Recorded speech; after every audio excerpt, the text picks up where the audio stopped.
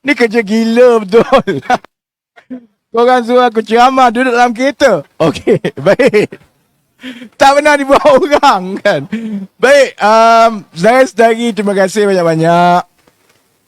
Jangan bimbang pasal hujan. Sebab basah sikit ini, tak ada apa-apa kalau nak banding dengan sedikit kepayahan dan rasa tak selesa berbanding dengan masalah yang kita terpaksa wariskan kepada adik-adik anak-anak kita kalau kita tidak buat yang terbaik dalam pilihan raya umum kali ini.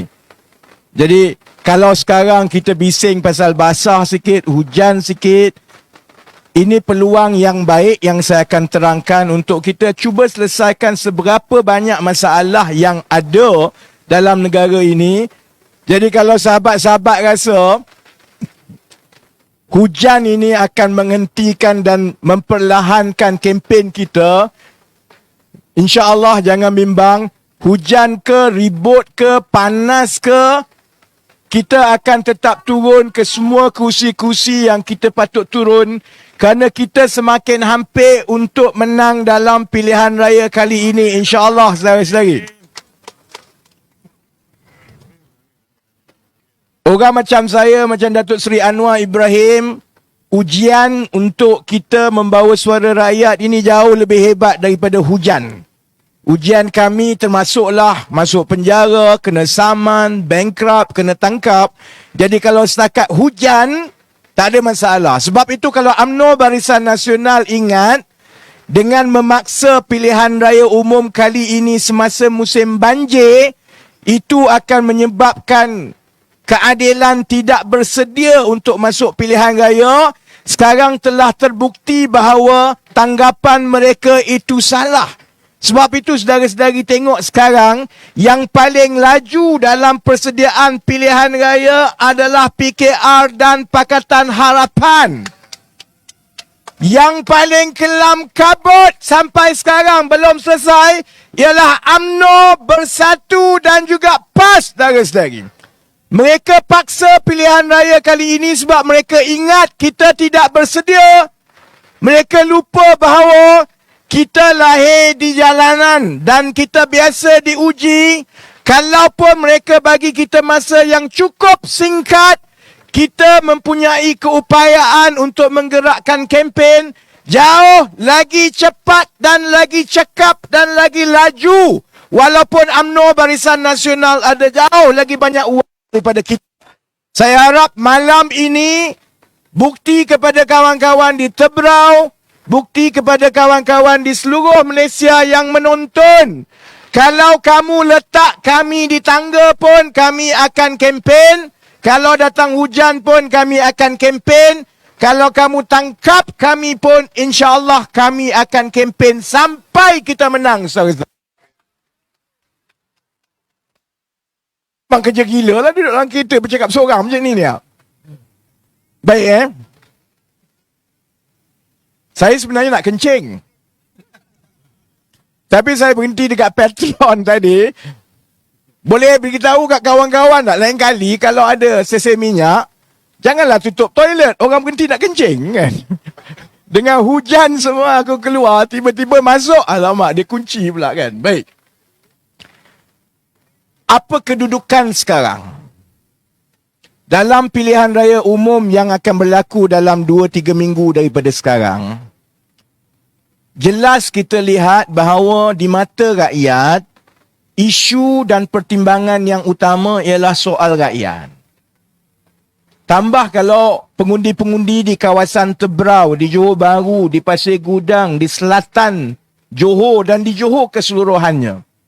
Saudara-saudari adalah orang yang paling faham tentang masalah ekonomi negara ini. Sebab banyak rakyat Johor yang sebenarnya bekerja di Singapura. Saudara-saudari faham beza apabila mata wang kita jatuh mendadak. Baik untuk pekerja-pekerja kita di Singapura, tetapi tidak baik untuk masa depan anak-anak kita. Kerana kita tidak mahu selama berpuluh tahun akan datang, lebih ramai anak-anak Johor yang terpaksa berulang alik melintasi tambak Johor untuk buat kerja yang tak sepadan dengan kelayakan mereka di Singapura hanya kerana mata wang Singapura lebih jauh kukuh daripada kita. Memang betul pertimbangan itu yang berlaku di kalangan anak-anak muda kita, terutamanya yang di Johor. Bahawa lebih baik mereka berulang alik bangun pagi merentasi tambak Johor. Ada yang duduk di bilik-bilik kecil di Singapura.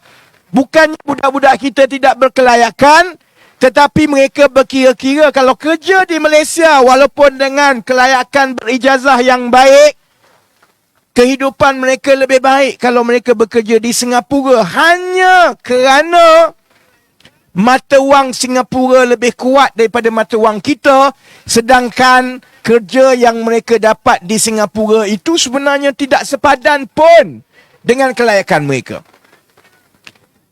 Tapi di pihak UMNO, Barisan Nasional dan PAS, BN dan PN, sampai hari ini beberapa hari sebelum pun penamaan calon, kita masih lagi belum dengar apa-apa pun mengenai rakyat, saudara-saudara. Semakin dekat dengan pilihan raya, semakin kita akan dengar soal-soal perkauman. Kalau di Parlimen Tebrau ini, saudara-saudari yang ada orang Melayu, orang Cina, orang India. Sedangkan kita, kalau kita jadi parti politik, sepatutnya tanggungjawab kita merapatkan talian persaudaraan setiap rakyat Malaysia. Kamu Cina, kamu Melayu, kamu India. Yang penting kita anak Malaysia. Negara kita ada yang ini saja, tak ada tempat lain dah. Tapi di sebelah UMNO dan Barisan Nasional, di sebelah PAS, satu-satunya modal yang mereka ada bila nak masuk pilihan raya, ialah mereka akan timbulkan balik segala permainan dan propaganda perkauman yang tak betul pun. Semata-mata untuk melaga-lagakan rakyat. Mereka ini, saudara-saudari, tak ubah seperti penjajah dahulu yang mengawal rakyat dengan cara pecah dan perintah dengan melaga-lagakan Melayu, Cina dan India. Dan ceramah-ceramah saya semakin berdekatan dengan kempen pilihan raya kali ini, walaupun terus masalah rakyat, penyelesaian ekonomi dan sebagainya, saya juga kena jawab beberapa permainan dan propaganda jahat perkauman ini.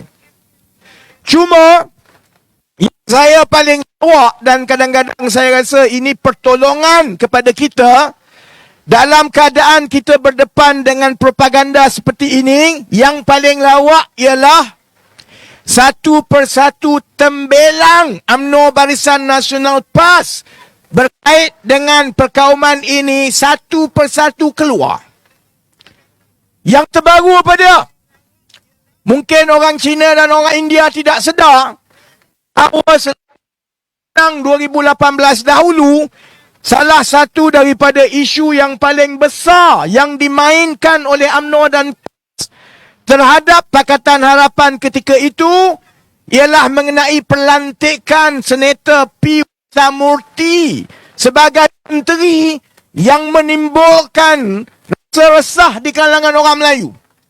Sebab ada yang Samurti cakap yang mengguris perasaan orang Melayu. Saya nak cakap kerana dia nak dapat sokongan ketika itu hak dia. Tetapi apabila UMNO, Barisan Nasional dan PAS gunakan kenyataan-kenyataan Wetamurti dahulu-dahulu itu, ia cukup mengguris dan menakut-nakutkan orang Melayu sehingga berjaya menjatuhkan kerajaan Pakatan Harapan melalui Sheraton Move tahun 2020. Baik. Sebab apa saya sebut pasal Wetamurti? Sebab UMNO Barisan Nasional kata, PAS kata, kalau kamu undi Pakatan Harapan, oleh kerana Pakatan Harapan ini sebenarnya toke, sebenar dia adalah orang Cina dan orang India yang berkempen Rafizi, yang berkempen Anwar. Tapi bila mereka menang, maka yang akan jadi kerajaan dan mengawal adalah orang-orang dari pintu belakang seperti Wetamurti. Itu kata mereka lah, untuk menakut-nakutkan orang Melayu. Minggu ini, saudara-saudari, UMNO jam mampus terus dalam isu ini. Saya pun tak sangka, saya pun terkejut. Sebab selama 4 tahun mereka menakutkan orang Melayu mengenai perkauman Wetamurti dan sebagainya. Minggu ini, Wetamurti mengumumkan sokongan mereka kepada UMNO Barisan Nasional, saudara-saudari. Sekarang ini orang UMNO dan orang PAS masuk gua semua yang tengok kat luar tu. Mana macam-macam UMNO yang selama ini duk komen, menghamburkan permainan dan caci perkauman dekat Facebook. Sekarang saya nak mereka jawab. Sekarang ini, siapa yang akan bawa Wetamurti masuk kerajaan kalau menang, saudara-saudari? Yang bersama-sama UMNO Barisan Nasional, yang bersama-sama mengalu-ngalukan Wetamurti, bukan Pakatan Harapan, bukan PKR, bukan DAP, bukan Amanah, tetapi UMNO juga, saudara-saudari. Jadi bila perkara ini mula jadi isu, Ketua Pemuda UMNO bila sudah jatuh kantoi macam ini, dia jawab apa dia? Dia jawab, orang dah nak sokong kita, takkan kita nak halau. Selama ini bila orang Cina, orang India bersama-sama menyokong Pakatan Harapan, sedangkan orang Cina, orang India ini rakyat Malaysia, sama-sama saudara kita, tak pernah sekali pun UMNO Barisan Nasional dan PAS gunakan keterbukaan itu untuk mengalu-ngalukan saudara-saudara Melayu, Cina, India kita bila mereka menyokong Pakatan Harapan. Bila orang Cina dan orang India sokong Pakatan Harapan, UMNO Barisan Nasional dan PAS kata orang Cina dan India ini pendatang. Bila mereka sokong Pakatan Harapan, ini sebenarnya untuk mengambil alih kuasa Melayu. Tapi bila Wetamurti yang sokong UMNO Barisan Nasional, UMNO Barisan Nasional kata, kalau orang dah nak sokong kita, kita alu-alukanlah, takkan kita nak halau. Baik, saya Saya sebenarnya tak nak sambung sangat panjang pasal perkauman. Sebab isu kita yang sebenar ialah isu rakyat. Isu gaji, isu harga barang, isu rumah, isu anak-anak kita yang keluar daripada universiti tetapi tidak dapat pekerjaan yang setimpal dengan yang sepatutnya. Kalau kita terus mengikut rentak UMNO Barisan Nasional dan juga PAS dan Bersatu, sampai bila-bila kita tidak boleh selesaikan masalah ini. Selagi kita bincang soal perkauman, selagi kita ikut rentak mereka menakut-nakutkan orang Melayu, selagi itu jugalah tumpuan kita untuk menyelesaikan masalah rakyat itu akan lagi jauh daripada yang sepatutnya. Sebab itu, yang lagi penting, kita tumpukan 15 minit yang terakhir ni sebab kita semua nak balik dah basah kuyup ni. Esok pun kita kena kerja. Saya pun kena balik KL terus. Tak dibuat orang daripada Kuala Lumpur 4 jam setengah nak sampai ke Tebrau dalam hujan basah kuyup. Sampai Tebrau 30 minit. Balik semula ke Kuala Lumpur basah kuyup sekali lagi. Saya. Tapi tak apa. Sebab saya hargai sahabat-sahabat yang hadir hari ini, yang dalam hujan pun tak beranjak. Sebenarnya kalau orang tanya saya, kenapa kau gila buat kerja ni? Kalau tengok kawan-kawan yang basah kuyup jaga kamera berhadapan dengan risiko kena syok elektrik mati ni. Saya dulu engineer tau. Ini kalau tanya safety engineer kata ni tak lulus ni. Kau mampus dalam hujan bercakap dengan elektrik macam ni semua ni. Tapi saya hargai saudara-saudari, pakcik-makcik, uncle yang datang malam ini. Sebab kita sehati sejiwa, sebab kita faham kita ada masalah di negara ini. Dan masalah ini akan jadi semakin teruk dan semakin teruk. Dan tadi saya ada satu temu ramah dengan media-media Cina. Ada temu ramah mulanya dengan Sinchu, kemudian ada temu ramah kemudiannya dengan Oriental Daily. Macam biasa, media Cina selalunya nak tahu satu perkara. Bagaimana sebenarnya keadaan ekonomi kita ni? Dan kalau Pakatan Harapan menang sebenarnya, macam mana kita nak baiki? Sebab sudah tentu di kalangan kita, yang paling terkesan kerana yang paling banyak ada perniagaan baik kecil, sederhana atau besar adalah golongan kawan-kawan kita daripada masyarakat Tionghoa. Tapi lebih ramai pun orang Melayu merasa sebab banyak juga yang perniagaan-perniagaan kecil ni orang Melayu juga sekarang. Jadi UMNO Barisan Nasional tak faham. Dia ingat ni zaman 70-an, 60-an dulu orang Melayu tak berniaga.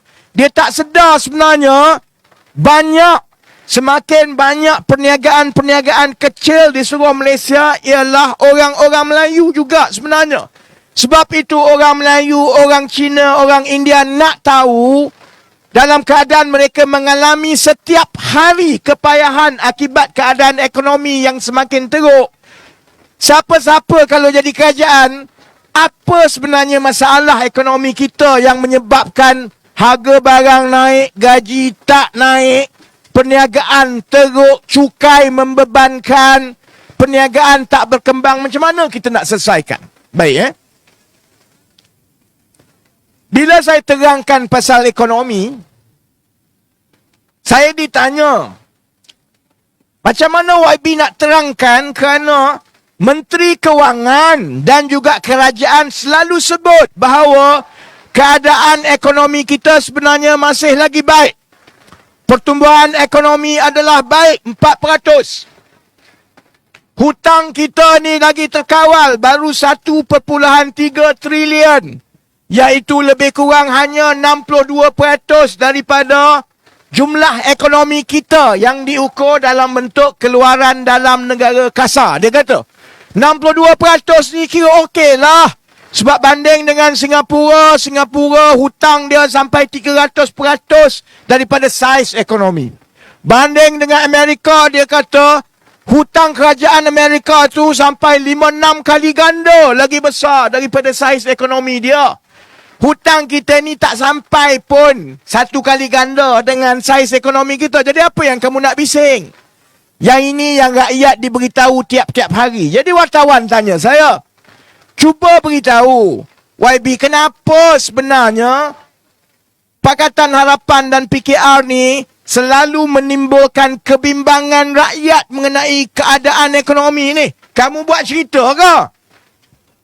Baik, Kalau saudara-saudari pakcik-makcik mendengar pencerahan daripada saya mengenai ekonomi, saya terang tu cara dia lain daripada yang ahli-ahli akademik terangkan pasal ekonomi.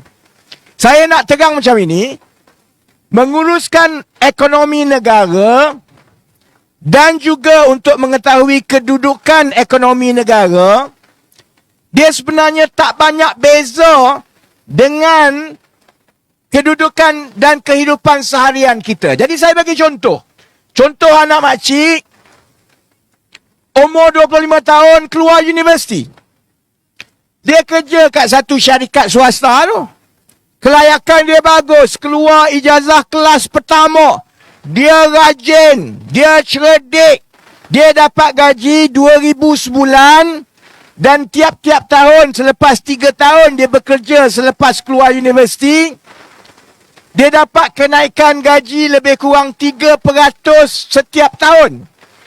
Maksudnya 3 tahun dia bekerja, gaji dia baru sampai RM2,000 dan dia baru naik 6% je gaji dia selepas 3 tahun dia bekerja. Jadi bila dia tanya majikan dia kata, kan bagus, aku bagi gaji kau 2,000. Kau naik gaji 3% tiap-tiap tahun. Jadi apa yang kamu nak bisingnya? Masalahnya anak kita tu juga ada kawan-kawan. Kawan-kawan dia kerja dekat syarikat-syarikat lain. Jadi dia banding. Aku yang lagi cerdik daripada kawan aku yang keluar universiti sekali dengan aku. keputusan lebih baik. Aku ijazah kelas pertama, dia ijazah kelas kedua. Semua orang tahu aku lagi cerdik, aku lagi rajin. Tapi sebab aku kerja dekat syarikat ini, aku hanya dapat kenaikan gaji 3% tiap-tiap tahun.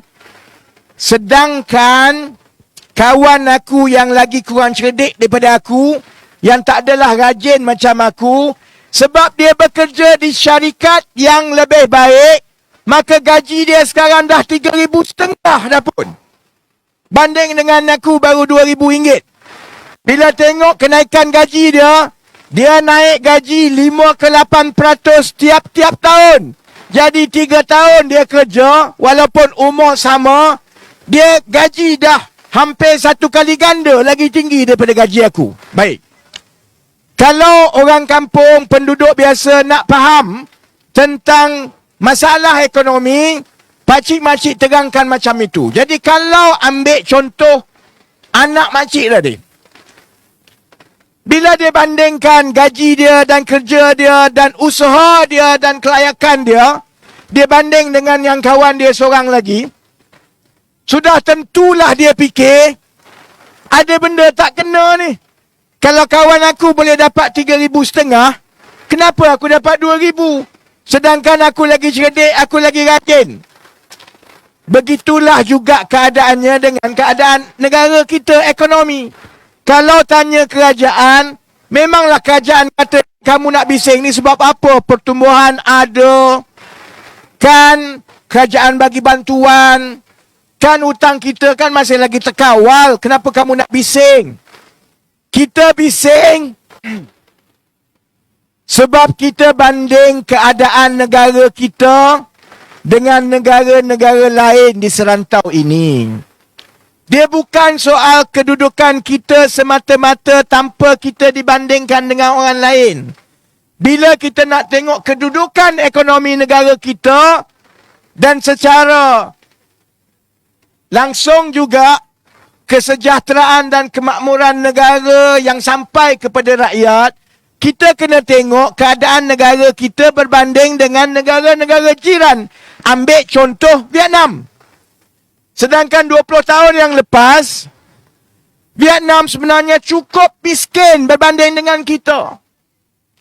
Orang Vietnam dulu, kalau pergi ke Saigon ataupun Ho Chi Minh City, saya dulu-dulu selalu keluar masuk Vietnam sebab kerja, pergi Ho Chi Minh City. Kalau pergi Ho Chi Minh City dulu, 20 tahun yang lepas, saudara-saudari, hampir semua yang berkenderaan di Ho Chi Minh City, dia naik apa? Dia naik basikal. 10 tahun lepas itu, bila saya pergi balik, saya tengok, dia dah tak naik basikal dah. Hampir semua kenderaan yang banyak-banyak dekat Ho Chi Minh City tu, dia dah naik motosikal berenjin. Dah naik taraf dah lepas 10 tahun. Daripada basikal, naik motosikal. Kalau pakcik-makcik, uncle auntie pergi ke Ho Chi Minh City sekarang, pakcik-makcik akan tengok kenderaan yang banyak bukan lagi motosikal, tetapi kereta, saudara-saudari. Kalau pergi ke Ho Chi Minh City sekarang, saudara-saudari akan nampak, sama seperti kalau kita pergi kepada Bangkok, kita akan nampak bagaimana rakyat mereka lebih kaya daripada rakyat biasa, rakyat kita. Sedangkan 20-30 tahun yang lepas, mereka sangat miskin banding dengan kita. Maksudnya, kalau sepatutnya kita ini berada di landasan yang baik, kita sepatutnya sekarang ini sama macam Singapura. Gaji yang sepatutnya 4-5 ribu, sekarang rakyat kita terima 2 ribu. Pekerjaan yang sepatutnya untuk graduan-graduan ini pekerjaan-pekerjaan besar seperti yang ada di Singapura, sekarang kita nak bersaing dengan pekerjaan-pekerjaan yang di Jakarta pun kita tak boleh. Jadi itu masalah sebenar ekonomi negara ini. Bahawa kalau kita tidak tukar, akibat daripada kepincangan pentadbiran, akibat daripada rasuah, dan yang paling penting, akibat daripada menteri-menteri yang bodoh, saudara-saudari, dari satu tahun ke satu tahun, Rakyat kita ini yang sepatutnya kaya, yang sepatutnya hidup lebih baik, kita sebenarnya tersangkut di keadaan yang sama 10, 15, 20 tahun yang lepas, sehingga negara-negara lain di sekitar rantau ini sekarang ini jadi jauh lagi kaya daripada kita. Sama juga bila orang tanya kita, 1.3 trilion hutang tu apalah kamu nak bising sangat? Biasalah tu kerajaan kena berhutang. Jadi orang tanya saya, apa maksud 1.3 trilion hutang itu? Saya jawab dengan perumpamaan yang sama. Kalau ambil anak makcik tadi, gaji 2,000 sebulan. Dia tolak sewa rumah, dia tolak belanja makan, dia tolak sewa kereta. Apa nama ni, kancil dia. Ada orang pakai kancil lagi ke sekarang? Perlu dua lah, mana ada orang pakai kancil dah sekarang. Memanglah daripada gaji 2,000 dia tu, RM2,000 sebulan yang dia dapat, bila tolak, katakanlah dia ada lebihan RM200. Kalau tanya orang UMNO dan PAS, dia kata, Allah kamu ni memang jahat, dah cukup baik dah ada lebihan simpanan RM200 sebulan selepas kamu tolak belanja. Jadi dia kata, apa nak bising-bisingnya, 200 tu baguslah. Masalahnya makcik, 200 dari sebulan ke sebulan memanglah okey kalau tidak ada aksiden. RM200 memanglah okey kalau kita tak nak kahwin bulan depan. RM200 memanglah okey kalau tak ditakdirkan mak kita sakit lepas itu. Katakanlah ada lebihan RM200 saja tiap-tiap bulan. Tiba-tiba bulan depan tayar kita pancit. Kena tukar tayar kereta Pro 2. Daripada ada lebihan RM200, maka dia terpaksa gunakan kad kredit ataupun pinjam dengan Along untuk bayar. Sama juga dengan kerajaan. Memanglah UMNO, Tengku Zafrul akan kata hutang 1.3 trilion itu tak ada masalah, kita boleh tangani. Masih lagi sesuai dengan pendapatan kerajaan sekarang. Itu kalau tidak ada apa-apa masalah besar. Kalau datang COVID, sekali lagi. Kalau contohnya dalam musim banjir ini, banjir besar-besaran di seluruh negara, banyak yang tenggelam. Kerajaan perlukan wang untuk bantu kebajikan rakyat secara tiba-tiba tanpa dijangka. Maka kerajaan kena berhutang, ataupun bila tak dapat nak ambil hutang dah sebab hutang dah makin tinggi, maka kerajaan tidak cukup wang dan terpaksa potong peruntukan. Bila dia potong peruntukan, itulah yang akan jadi mangsa. Peruntukan untuk sekolah kena potong, peruntukan kebajikan untuk orang susah kena potong, subsidi minyak kena potong, subsidi makanan kena potong dan lain-lain. Jadi saudara-saudari, sekarang 11.58. Saya ingat kita dah cukup basah lenjun dah ni. Dan saudara-saudari pun dah nak kena balik. Saya pun lebih baik bergerak, kawan-kawan yang ada dekat sini pun dah nak kena bekerja. Dan kita memang ikut peraturan kena habis pukul 12.30 malam. Di minit yang terakhir ini, saya harap pakcik-makcik yang hadir di Tebrau, yang mendengar di luar, sama-sama berkongsi azam dengan kami yang dalam hujan bazar kuyup ini, bahawa pilihan raya kali ini bukan soal siapa jadi kerajaan, bukan soal siapa nak jadi wakil rakyat. Kalau di Tebrau, kita telah beri amanah ini kepada saudara Jimmy Puah. Mana Jimmy? Kau tak basah ke Jimmy? Takkan aku seorang je basah ni? Kan? Saudara Jimmy Puah, InsyaAllah saudara Jimmy Puah akan mewakili PKR dan juga PH bertanding di kerusi Tebrau. Ini bukan soal Jimmy Puah jadi wakil rakyat, saudara-saudara. Ini bukan soal Anwar Ibrahim jadi Perdana Menteri. Ini soal kita perlu ubat negara kita yang makin sakit. Kalau kita teruskan juga keadaan sakit itu berlanjutan, akhirnya satu hari nanti UMNO akan kalah juga. Saya tak ada bimbang yang itu. UMNO akan kalah, saudara-saudari. Cuma kalau dia kalah tahun PRU 2016, maksudnya 5 tahun daripada sekarang, masalahnya sakit negara dan masyarakat kita itu makin teruk. Bila makin teruk, maka kesan dan kepayahannya kepada rakyat itu makin parah. Resam kita sebagai manusia, bila kita sakit, lebih awal kita berubat lebih bagus. Kalau lambat kita berubat, sakit itu makin parah. Kita cuba sedaya upaya untuk memastikan yang kita pertaruhkan untuk dapat amanat rakyat daripada Tebrau ini adalah yang akan buat kerja. Kalau saudara Jimmy Puak, insyaAllah bila menang lagi tak buat kerja, saudara-saudari buat bising dan beritahu kepada semua. Jangan bimbang soal lompat, lepas ni tak boleh lompat dah. Kalau dia lompat, dia hilang kursi. Kalau untuk PKR, kalau dia lompat, bukan saja dia hilang kursi, dia kena bayar PKR 10 juta ringgit. Saya tahu Jimmy Puak tak adalah kaya sangat. Dia tak ada 10 juta dia nak bayar. Jadi sebab itu saudara-saudari, seperti mana yang saya selalu datang ke Tebrau sebelum ini berkempen daripada 10-12 tahun yang lepas, saya harap saudara-saudari hargai dan sama-sama kita dalam 3 minggu daripada sekarang cuba yang terbaik. Kerana ini bukan untuk Jimmy Puak, bukan untuk Anwar Ibrahim, bukan untuk PKR, bukan untuk PH. Ini untuk anak-anak kita. Kami berbasah macam ini semua ni bukan sebab jawatan lah. Ini sebab anak kita. Dan bagi saya, kalau dapat habuan pun, habuan itu ialah untuk anak-anak kita.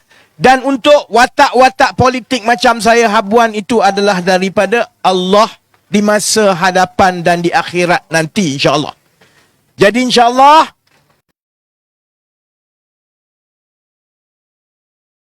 sekali lagi, lain kali aku datang boleh bagi kemah ke tidak? Supaya tak short macam ni. Kalau saya datang hujan lebat macam ni, basah kuyup, aku balik terus lepas ni. Saya akan datang sekali lagi ke kawasan-kawasan Johor Bahru, Pasir Gudang dan Tebrau. Kerana ini lambang kebangkitan rakyat Johor yang telah membuang UMNO Barisan Nasional daripada negeri kelahiran. Kalau tidak kerana kawan-kawan dan pengundi di Tebrau, di Pasir Gudang, di Johor Bahru, membuktikan bahawa sebenarnya orang Johor ini antara orang yang paling cerdik di Malaysia. UMNO yakin kononnya UMNO lahir di Johor, maka UMNO takkan kalah di Johor. Saudara-saudari di Tebrau, di Johor Bahru dan Pasir Gudang buktikan UMNO mungkin lahir di Johor. Tapi orang Johor lagi cerdik. Sesiapa dan mana-mana parti yang mengkhianati mandat rakyat, baik UMNO, baik PKR, baik PAS, baik Bersatu, orang Johor akan hukum secukup-cukupnya, insyaAllah, saudara-saudari. Jadi saya nak kena berhenti. Hujan tak berhenti-berhenti. Aku pun dah nak berhenti, hujan tak berhenti lagi ni. Kita